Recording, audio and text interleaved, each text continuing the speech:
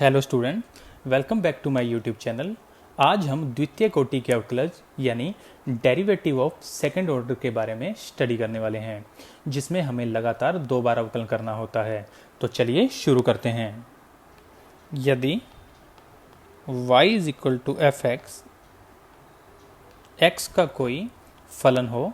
तो हम जानते हैं कि इसका एक बार अवकलन करने पर dy बाई डी एक्स का मान प्राप्त होता है एफ डैश एक्स। और अब यदि एफ डैश भी अवकलनीय हो तो इसका फिर से अवकलन किया जा सकता है। तो हमें प्राप्त होगा d by D x of d y by D x left hand side में और d by D x of f dash x right hand side में, जिससे लेफ्ट हैंड साइड बन जाएगा d two Y upon D x two और right hand side में बन जाएगा एफ डबल डैश एक्स, जो कि द्वितीय कोटि के अवकलज को व्यक्त करता है। और द्वितीय कोटि के अवकलज को इन और व्यक्त किया जा सकता है, जैसे d two Y upon D x two से व्यक्त कर सकते हैं, और इसके अलावा अभी हमने देखा एफ डबल डैश एक्स से व्यक्त कर सकते हैं। इसके अलावा इसको वाई टू या वाई डबल डैश या डी स्क्वेयर वाई से भी व्यक्त किया जा सकता है। फॉर एग्जाम्पल, यदि हमारे पास y एक फंक्शन है x cube plus x square plus one, तो इसका एक बार x के सापेक्ष अवकलन करें तो हमें प्राप्त होता है d y by D x, और एक्स क्यूब का अवकलन होगा 3x square plus x square का अवकलन होगा 2x और एक का अवकलन बनेगा 0, यानी ओवरऑल वैल्यू बनेगी 3x स्क्वायर प्लस 2x। और यदि इसका पुनः अवकलन किया जाए x के ही सापेक्ष तो हमें dy बाई डी एक्स के स्थान पर प्राप्त होगा d two Y upon D x two, और यहाँ इसका अवकलन करें तो 3 कांस्टेंट और x स्क्वायर का अवकलन 2x। इसी प्रकार 2x में 2 कांस्टेंट और x का अवकलन 1, तो ओवरऑल वैल्यू बन जाएगी 6x प्लस 2, जो कि सेकेंड ऑर्डर डेरिवेटिव होगा। और इसमें एक स्पेशल केस भी है कि यदि हमें पैरामेट्रिक इक्वेशन का सेकेंड ऑर्डर डेरिवेटिव ज्ञात करना हो तो उसके लिए एक स्पेशल मेथड है, उसको हमेशा हमें फॉलो करना चाहिए। और हम जानते हैं कि पैरामेट्रिक इक्वेशन में दी गई इक्वेशन कुछ इस प्रकार से होती है, और y इक्वल होता है gt, जिसका हम t के सापेक्ष अवकलन करते हैं, जिससे हमें x का अवकलन dx बटे dt equal F dash T और y का अवकलन dy बटे dt यानी g डैश टी मिल जाता है। अब इन दोनों पदों का भाग देने पर हमें dy बाई डी एक्स का मान मिलता है g dash T upon F dash T, जो कि अभी हमने पिछले अध्याय में ही अध्ययन किया है। अब मान लेते हैं कि इन दो फलनों का भाग देने से हमें एक नया फलन प्राप्त हो रहा है एच टी, यानी ये कोई t का ही कोई ना कोई फलन होगा। और अब हम इस पद के बाद इसका अवकलन x के सापेक्षी करते हैं। बस इसमें यही विशेष बात है कि इसमें एक बार अवकलन t के सापेक्ष किया जाता है और अगली बार अवकलन x के सापेक्ष, जिससे dy बाई डी एक्स बन जाएगा d two Y upon D x two, और इस पद का यदि हम अवकलन करेंगे तो पहले फलन का अवकलन बन जाएगा और उसके बाद अंदर वाले t का अवकलन बन जाएगा dt बटे में dx, क्योंकि अब हम x के सापेक्ष इसका अवकलन कर रहे हैं, जिसको आगे जाके लिखा जा सकता है h dash T upon dx बटे में dt। और इस पद का मान यहाँ से ज्ञात किया जा सकता है, तो हमें प्राप्त होगा h dash T upon F dash T. अतः जब भी हम पैरामेट्रिक इक्वेशन के लिए द्वितीय कोटि का अवकलज ज्ञात करेंगे तो इसी विधि का उपयोग हम लोगों को करना है। सीधी डायरेक्ट मेथड से इसका आंसर नहीं आ सकता। और अब इसके बाद शुरू करते हैं एक्सरसाइज 7.5, जिसके फर्स्ट क्वेश्चन में हमें द्वितीय कोटि का अवकलज d two Y upon D x two ज्ञात करना है। और इसका फर्स्ट क्वेश्चन है y is equal to the x cube plus में 10x, और अब हमें इसका 2 बार अवकलन करना है। तो पहली बार अवकलन करते हैं तो differentiate with respect to x dy by D x, और x क्यूब का अवकलन प्राप्त होगा 3x स्क्वायर प्लस में दूसरा पद है tan x जिसका अवकलन प्राप्त होगा sec स्क्वायर x। इसी प्रकार हम इसका पुनः अवकलन करते हैं x के सापेक्ष, तो हमें प्राप्त होगा d2y upon dx2। 3x square में 3 कांस्टेंट और x स्क्वायर का अवकलन बनेगा 2x, तो ओवरऑल वैल्यू मिल जाएगी 6x। प्लस हमें अवकलन करना है sec स्क्वायर x का, जिसमें पहले घात का अवकलन होगा तो बन जाएगा 2 sec x, उसके बाद जिसके अंदर है sec x, उसका अवकलन हमें प्राप्त होगा sec x इंटू में tan x। और इसको हल करें तो हमें प्राप्त होगा 6x plus 2 sec square x into में tan x, जो कि आपके क्वेश्चन का फाइनल आंसर होगा। नेक्स्ट पार्ट में y इक्वल दिया गया है x स्क्वायर प्लस में 3x प्लस में 2, जिसका x के सापेक्ष अवकलन करने पर dy बाई डी एक्स का मान प्राप्त होगा x स्क्वायर का अवकलन 2x और 3x में 3 कांस्टेंट और x का अवकलन 1 और अकेले कांस्टेंट यानी 2 का अवकलन प्राप्त होगा 0, यानी ओवरऑल वैल्यू आएगी 2x प्लस 3, जिसका फिर से अवकलन करने पर हमें प्राप्त होगा d2y अपॉन dx2 और 2x प्लस 3 का अवकलन करें तो हमें प्राप्त होगा सिर्फ 2, जो कि आपके क्वेश्चन का फाइनल आंसर होगा। इसके नेक्स्ट पार्ट में y इक्वल दिया गया है x इंटू में cos x, जिसका x के सापेक्ष अवकलन करने पर y का अवकलन प्राप्त होगा dy बाई डी एक्स और राइट हैंड साइड में 2 फलनों का गुणा है, जिसमें फर्स्ट को छोड़ दिया और cos x का अवकलन माइनस साइन x और cos x को छोड़कर x का अवकलन करें तो हमें प्राप्त होगा 1, यानी ओवरऑल इसकी वैल्यू बनेगी माइनस x इंटू में साइन x और प्लस में cos x। और इसका पुनः अवकलन करें तो हमें dy बाई डी एक्स का अवकलन प्राप्त होगा d2y upon dx2 is equal, यहाँ पर 2 फलन हैं जिनका u इंटू वी से गुणा करूँगा तो माइनस x को छोड़ दूँ तो साइन x का अवकलन प्राप्त होगा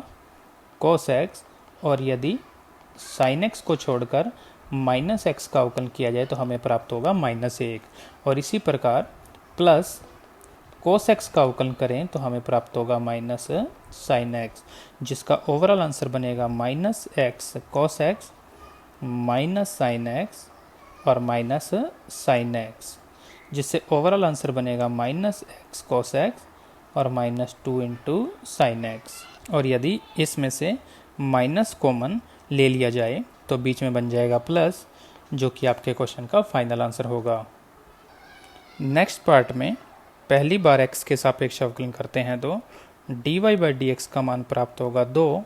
और साइन x का अवकलन बन जाएगा cos x प्लस 3 कांस्टेंट और cos x का अवकलन प्राप्त होगा माइनस साइन x, जिससे इसका फाइनल आंसर बनेगा 2 cos x minus 3 sine x। और यदि इसका फिर से अवकलन किया जाए तो हमें d2y अपॉन dx2 का मान प्राप्त होगा 2 कांस्टेंट और cos x का अवकलन minus sine x minus 3 constant बाहर और साइन x का अवकलन प्राप्त हो जाएगा cos x, जो कि इसका फाइनल आंसर होगा। नेक्स्ट पार्ट में एक बार अवकलन करें तो y का अवकलन प्राप्त होगा dy बाई डी एक्स, और इस पार्ट का अवकलन करने के लिए हम u इंटू वी का यूज़ करेंगे, जिसमें फर्स्ट को छोड़ दें तो सेकंड यानी cos x का अवकलन बन जाएगा माइनस साइन x, और यदि हम cos x को छोड़कर e की पावर माइनस x का अवकलन करें तो हमें प्राप्त होगा सेम, और उसके बाद ऊपर माइनस x का अवकलन बन जाएगा -1, यानी इससे हमें ओवरऑल वैल्यू मिलने वाली है, जिसमें हम माइनस और e की पावर माइनस x को कॉमन ले लें तो शेष बच जाएगा साइन x प्लस में cos x, जो कि dy बाई डी एक्स का मान होगा। अब हम पुनः इसका एक बार और अवकलन करते हैं x के सापेक्ष, जिससे हमें d2y अपॉन dx2 मिलेगा, और इक्वल में जो फंक्शन है उसको मैं 2 पार्ट में मान लेता हूँ, ये फर्स्ट फंक्शन और ये वाला सेकंड फंक्शन, जिसमें फर्स्ट फंक्शन को छोड़ दें तो सेकंड फंक्शन का अवकलन बनेगा cos x minus sine x, और यदि सेकंड फंक्शन को छोड़ दें और हम फर्स्ट फंक्शन का अवकलन करें तो हमें प्राप्त होगा माइनस e की पावर माइनस x और इंटू -1, जिसमें e की पावर माइनस x को कॉमन ले लें तो हमें प्राप्त होगा, यहाँ से माइनस बच जाएगा, उसका गुणा हम इसके साथ कर देंगे तो हमें प्राप्त होगा minus cos x plus sine x, और इसमें माइनस और माइनस वैसे ही कैंसिल हो चुका है, और तो e की पावर माइनस एक्स को कॉमन लेने के बाद पूरा का पूरा ये वाला पद आएगा। तो हमें प्राप्त होगा प्लस का साइन एक्स और प्लस का कॉस एक्स, जिसमें cos x से cos x कैंसिल हो जाएगा, जिसको आगे हल किया जाए तो प्राप्त होगा 2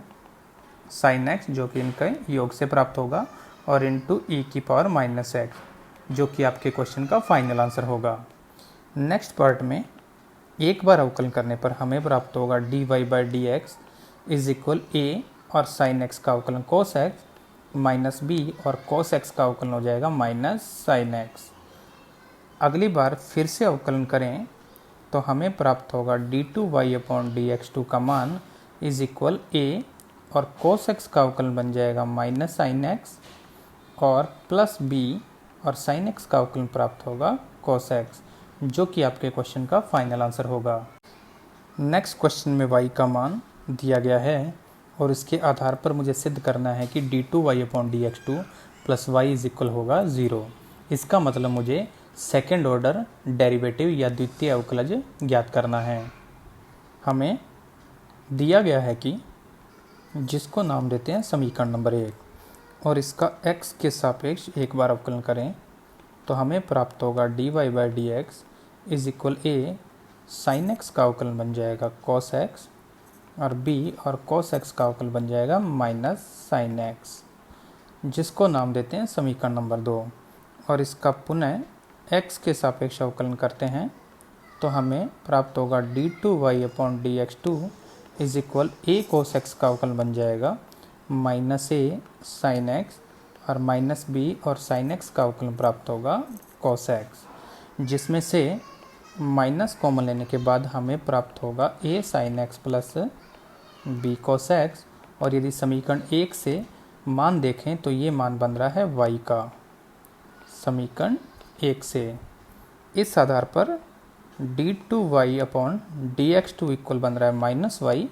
जिसको लेफ्ट हैंड साइड में शिफ्ट करें तो बनेगा प्लस वाई और इक्वल 0, और हमें इस क्वेश्चन में यही सिद्ध करना था। नेक्स्ट क्वेश्चन में दिया गया है कि जिसको नाम देते हैं समीकरण नंबर 1, और अब हमें द्वितीय कोटि का अवकलज ज्ञात करना है। इस आधार पर हम इसका अगर एक बार अवकलन करें तो हमें प्राप्त होगा dy by D X is equal sec x का अवकलन बन जाएगा sec x इंटू में tan x, और यदि हम tan x का अवकलन करें तो हमें प्राप्त होगा sec स्क्वायर x। अब आंसर को मैच करने के लिए हम इसके सारे पदों को साइन और cos में चेंज करते हैं, तो sec x बन जाएगा 1/cos x और tan x बन जाएगा sin x बटे में cos x, और sec स्क्वायर x बन जाएगा 1/cos स्क्वायर x, यानी ओवरऑल इसका एलसीएम बन सकता है cos स्क्वायर x और इसके अंश में चल रहा है sin x प्लस 1। अब इस आधार पर sin x प्लस 1 कहूँ या 1 प्लस sin x, और बटे में cos स्क्वायर थीटा के स्थान पे लिख देते हैं 1 माइनस साइन स्क्वायर थीटा, जिसमें 1 के स्थान पर एक स्क्वायर भी हो सकता है, और ऊपर है 1 प्लस साइन एक्स। नीचे जो पद है वो है A square minus B square के जैसा, जिसके गुणनखंड बन सकते हैं ए प्लस बी इंटू ए माइनस बी, जिसमें 1 प्लस साइन एक्स से 1 प्लस साइन एक्स कैंसिल, तो हमें overall dy by D x का मान प्राप्त होगा 1/1 माइनस साइन एक्स, जिसको नाम देते हैं समीकरण नंबर 2। अब 1/f(x) का अवकलन बताया जा चुका है,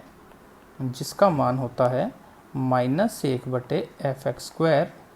इंटू एफ डैश एक्स, या इसको u/v से भी हल किया जा सकता है। इस आधार पर यदि हम एक बार फिर से अवकलन करें तो हमें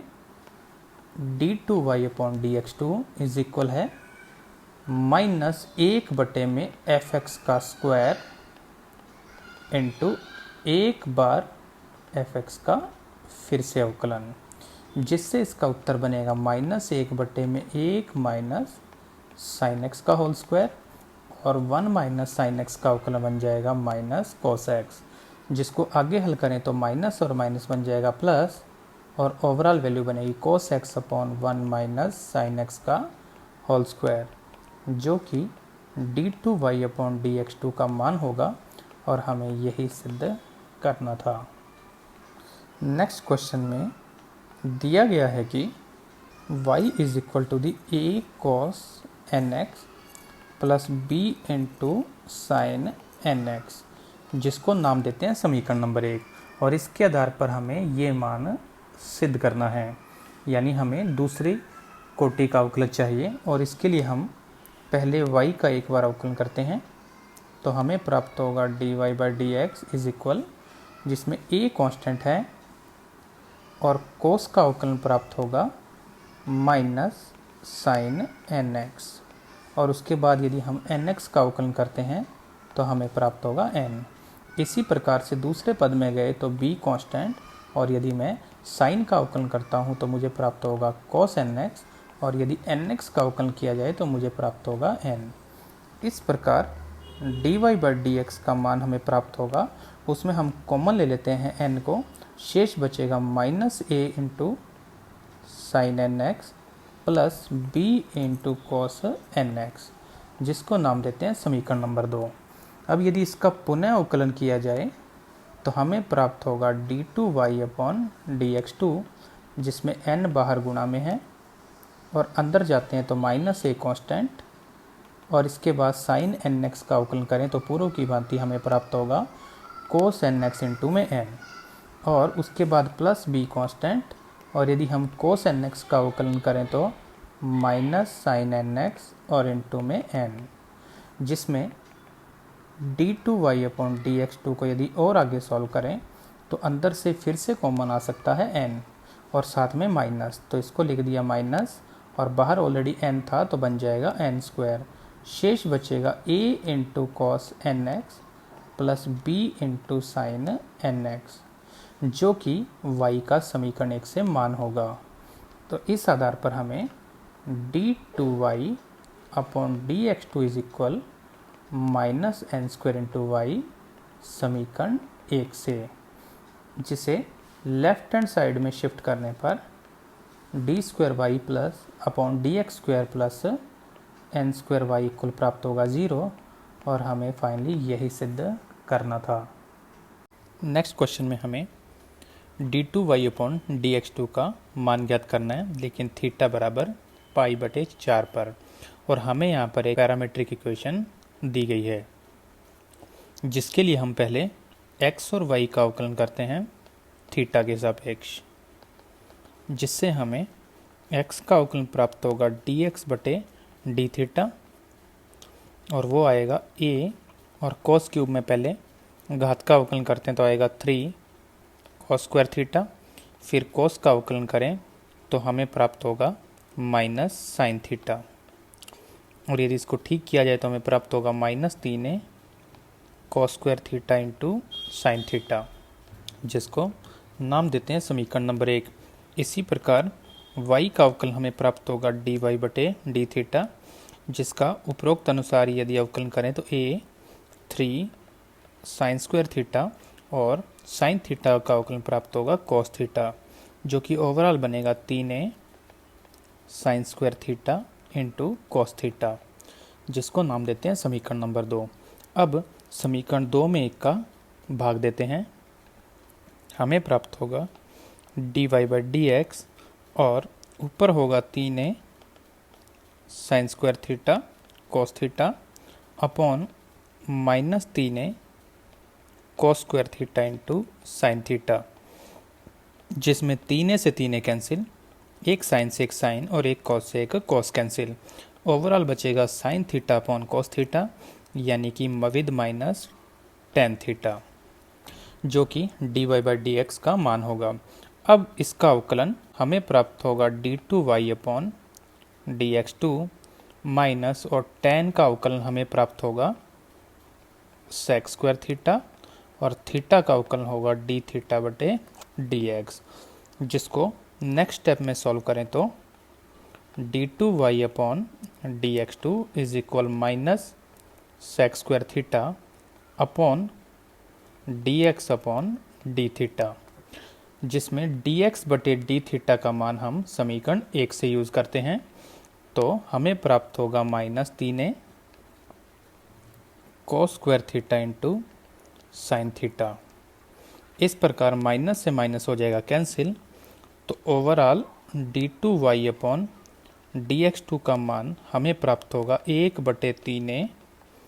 cos स्क्वायर और साइन को ऊपर शिफ्ट कर देते हैं, तो हमें प्राप्त हो जाएगा sec की पावर 4 थीटा इंटू में कोसेक थीटा, क्योंकि cos ऊपर जाके बनेगा sec और ऑलरेडी ऊपर है sec स्क्वायर। इस आधार पर हमें d2y अपॉन dx2 का मान मिल गया है। अब फाइनल आंसर ज्ञात करने के लिए थीटा के स्थान पर रखा जाएगा पाई/4। तो हमारे पास d2y अपॉन dx2 का मान थीटा इक्वल पाई/4 पर होगा 1/3a इंटू सेक 45 की पावर 4 इंटू कोसेक 45 यानी पाई/4। वैल्यू रखें तो 1/3a, सेक 45 का मान √2 की पावर 4 और कोसेक 45 का मान है √2, जिससे बनेगा 1/3a, √2 की पावर 4 का मान बनेगा 4 और साथ में है √2, जिससे ओवरऑल वैल्यू बनेगी 4√2/3a, जो कि आपका फाइनल आंसर होगा। नेक्स्ट क्वेश्चन इस एक्सरसाइज का मोस्ट इम्पोर्टेंट क्वेश्चन है, जिसमें दिया गया है कि x³ plus y³ minus 3axy equal है 0, जिसको नाम देते हैं समीकरण 1, और इसके आधार पर मुझे सिद्ध करना है कि d2y अपॉन dx2 का मान ये आना चाहिए। इसके लिए हम दी गई समीकरण का सीधा x के सापेक्ष एक बार अवकलन करते हैं, तो हमें x³ का अवकलन प्राप्त होगा 3x², y³ का अवकलन प्राप्त होगा 3y² इंटू dy/dx, फिर -3 और एक कांस्टेंट और x इंटू वाई का अवकलन u इंटू वी से x into dy/dx plus y into x का अवकलन 1 और इज इक्वल 0 का अवकलन 0, जिसको थोड़ा सा ठीक किया जाए तो हम पहले सारे पदों में भाग देते हैं 3 का, तो हमें प्राप्त होगा x² plus y² into dy/dx minus ax dy/dx और minus ay is equal to the 0, जिसमें हम dy/dx के पदों को दूसरे तरफ का कर देते हैं शिफ्ट, तो हमें इधर प्राप्त होगा x² माइनस ay और उधर जाके इनमें से dy/dx को भी लेते थे कॉमन, तो dy/dx को कॉमन लेने के बाद हमें प्राप्त होगा ax माइनस y², यानी कि हमें प्राप्त होगा dy/dx into ax minus y² is equal x² minus ay, जिसको नाम देते हैं समीकरण नंबर 2। और इसका मतलब ये भी है कि यदि हम यहाँ से dy/dx का मान ज्ञात करेंगे तो वो हमें प्राप्त होगा x² minus ay upon ax minus y²। इसको भी हम समीकरण 2 के अंदर ही मान के चलेंगे। अब समीकरण 2 का हम फिर से एक बार अवकलन करते हैं, जिसमें लेफ्ट हैंड साइड में दो फंक्शन हैं। पहला है dy/dx और दूसरा है ax माइनस y², तो इसका अवकलन करेंगे u इंटू वी से। तो हमें फिर से अवकलन करना है, जिससे हमें पहले फलन को छोड़ दिया और दूसरा फलन यानी कि ax माइनस y² का अवकलन बनेगा a माइनस और y² का 2y into dy/dx plus ax minus y² को छोड़ दिया और पहला फलन था dy/dx, जिसका अवकलन मिलेगा d2y upon dx2 is equal, हमारे पास फंक्शन है x² माइनस ay, जिसका एक बार अवकलन करें तो हमें प्राप्त होगा 2x minus a into dy/dx। इस आधार पर इसे थोड़ा सा ठीक करके लिखते हैं। पहले इस पद को लिख लेते हैं, जो कि है d2y upon dx2 into ax minus y² plus इस पद को मल्टीप्लाई करके लिखें तो हमें प्राप्त होगा a into dy/dx minus 2y into dy/dx का होल स्क्वायर, और इसी प्रकार इक्वल में चल रहा है 2x minus A into d y by D x. अब मुझे जो सिद्ध करना है उसमें कहीं भी d y by D x की आवश्यकता नहीं है, तो हम समीकरण 2 से d y by D x का मान रखते हैं, जिससे हमारा क्वेश्चन बन जाएगा पहला पद d two Y upon D x two into A x minus Y square plus a into d y by D x के स्थान पर x square minus A y upon a x minus Y square minus 2y into d y by D x का whole square यानी x square minus ए Y का whole square upon a x minus Y square का whole square is equal to the 2x minus A into d y by D x यानी x square minus A y upon a x minus Y square. अब इस पूरी equation में से हर को ख़त्म करने के लिए हम दोनों पक्षों में ए एक्स माइनस वाई स्क्वायर के होल स्क्वायर से गुणा करते हैं। हमें प्राप्त होगा, पहले पद में गुणा करेंगे तो d two Y upon D x two और ए एक्स माइनस वाई स्क्वायर का एक पद ऑलरेडी है और इस पद से गुणा करने पर हमें प्राप्त होगा घात 3। इसी प्रकार इस पद में जब गुणा करूँगा तो एक पद से एक पद हो जाएगा कैंसिल और शेष बचेगा A into A x minus Y square into X square minus A Y. इसी प्रकार इस पद से यदि गुणा किया जाएगा तो ये और ये सेम होने की वजह से आपस में हो जाएंगे कैंसिल और शेष हमें प्राप्त होगा minus 2y into X square minus ए वाई का होल स्क्वायर इज इक्वल इस पद के साथ इसका गुणा करेंगे तो हमें प्राप्त होगा 2x इंटू ए एक्स माइनस वाई स्क्वायर का होल स्क्वायर और इस पद के साथ गुणा करेंगे तो हमें प्राप्त होगा माइनस ए इंटू ए x minus Y square into X square minus ए वाई। इस क्वेश्चन में कैलकुलेशन का विशेष ध्यान रखने की आवश्यकता है। नेक्स्ट फर्स्ट स्टेप तो लिख देंगे as it is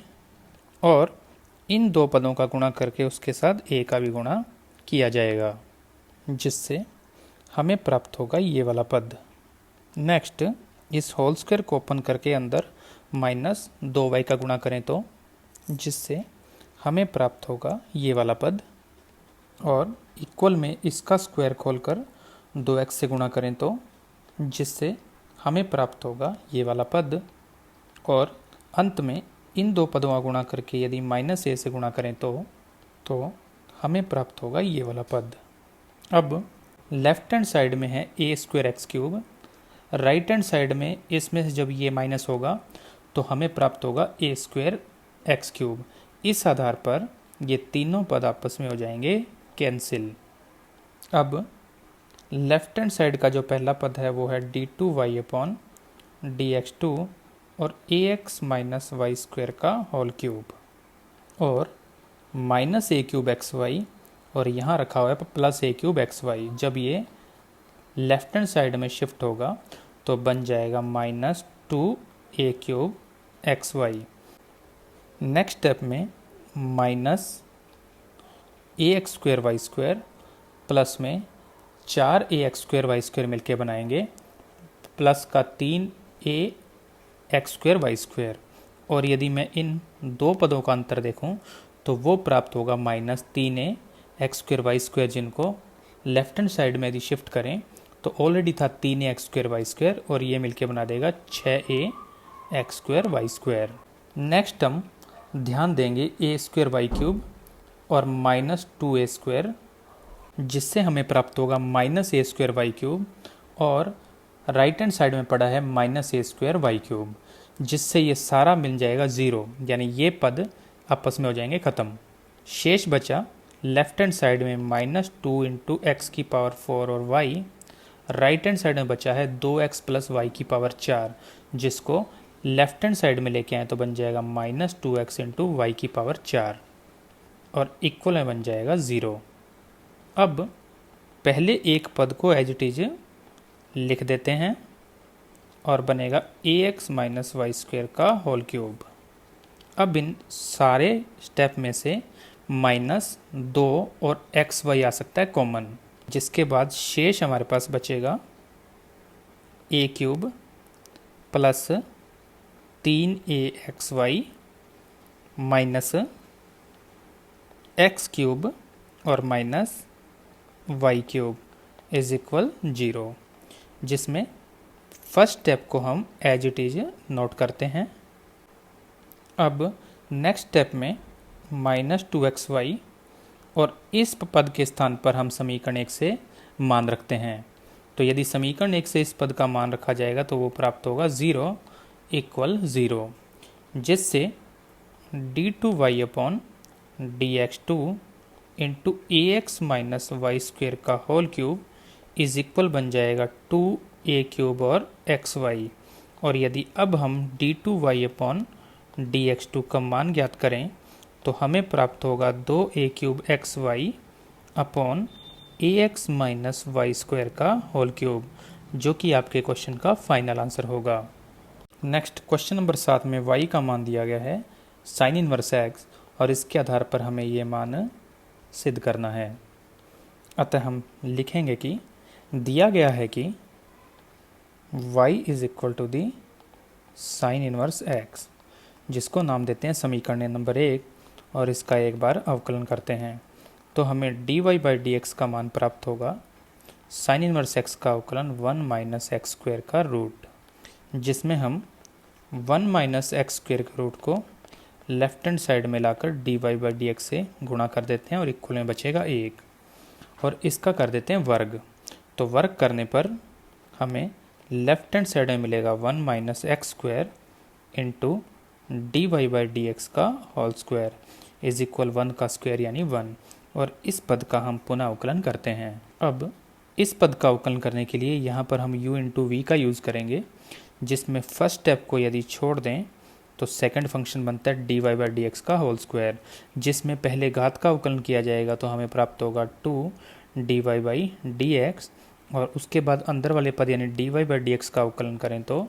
d2y upon dx2। इसी प्रकार दूसरे पद यानी dy/dx के होल स्क्वायर को छोड़ देते हैं और 1 माइनस एक्स स्क्वायर का अवकलन करें तो हमें प्राप्त होगा -2x और इक्वल में 1 है जो कि कांस्टेंट है, जिसका अवकलन होगा 0। अब दोनों पक्षों में तो dy/dx से भाग देते हैं और आप ध्यान से देखिए तो हमें अगला पद मिलेगा 1 minus x square into d2y upon dx2, जिसमें से इस पद का हमने भाग दे दिया है और इस पद में जब हम दो dy/dx का भाग देंगे तो हमें प्राप्त होगा सिर्फ -x dy/dx। तो हम यहाँ लिखेंगे -x इंटू dy/dx और इक्वल में 0 में किसी का भी भाग दें तो उत्तर प्राप्त होगा 0 और हमें अंत में यही सिद्ध करना था। क्वेश्चन नंबर 8 भी क्वेश्चन नंबर 7 के जैसे ही हल करना है, जिसमें हमें दिया गया है कि y is equal to the sine inverse x का होल स्क्वायर, जिसको नाम देते हैं समीकरण नंबर 1 और इस पद का x के सापेक्ष अवकलन करते हैं तो y का अवकलन प्राप्त होगा dy/dx इज इक्वल, इसका अवकलन करें तो पहले अवकलन होगा घात का तो हमें प्राप्त होगा 2 इंटू साइन इनवर्स x और उसके बाद अंदर वाले फलन यानी कि साइन इनवर्स का x का अवकलन करने पर हमें प्राप्त होगा 1/1 माइनस एक्स स्क्वायर का रूट, जिसमें रूट वाले पद को लेफ्ट हैंड साइड में मल्टीप्लाई करते हैं तो प्राप्त होगा 1 माइनस एक्स स्क्वायर का root into dy/dx is equal 2 sine inverse x, जिसको आगे हल करने के लिए हम कर देंगे वर्ग, जिससे हमें लेफ्ट हैंड साइड में प्राप्त होगा 1 minus x square into dy/dx का whole square is equal 4 into sine inverse x का होल स्क्वायर, जिसमें साइन इनवर्स x स्क्वायर का मान हम समीकरण नंबर 1 से लिख देंगे तो हमें प्राप्त होगा 4 गुणा में y। ये हमने समीकरण 1 से लिखा है। इस आधार पर 1 minus x square into dy/dx का होल स्क्वायर इज इक्वल होगा 4 इंटू वाई। अब हम इस पद का पुनः x के सापेक्ष अवकलन करेंगे, जिसमें क्वेश्चन नंबर 7 के जैसे ही हमें प्राप्त होगा 1 minus x square into 2 dy/dx into d2y/dx2 plus dy/dx का होल स्क्वायर इंटू -2x और इक्वल में है 4y, जिसका अवकलन करेंगे तो 4 कांस्टेंट और y का अवकलन बनेगा dy/dx। अब पुनः दोनों पक्षों में 2 dy/dx का भाग देते हैं तो हमें प्राप्त होगा 1 - x² into d2y/dx2 minus x into dy/dx और इज इक्वल, इसमें भाग देने पर हमें प्राप्त होगा सिर्फ 2, जिसको लेफ्ट हैंड साइड में शिफ्ट करें तो 1 - x² into d2y/dx2 minus x into dy/dx -2 equal 0, जो कि हमें अंत में सिद्ध करना था। इस प्रकार आपकी 7.5 प्रश्नमाला भी पूर्ण होती है। अगले वीडियो के साथ जल्दी मुलाकात होगी। धन्यवाद।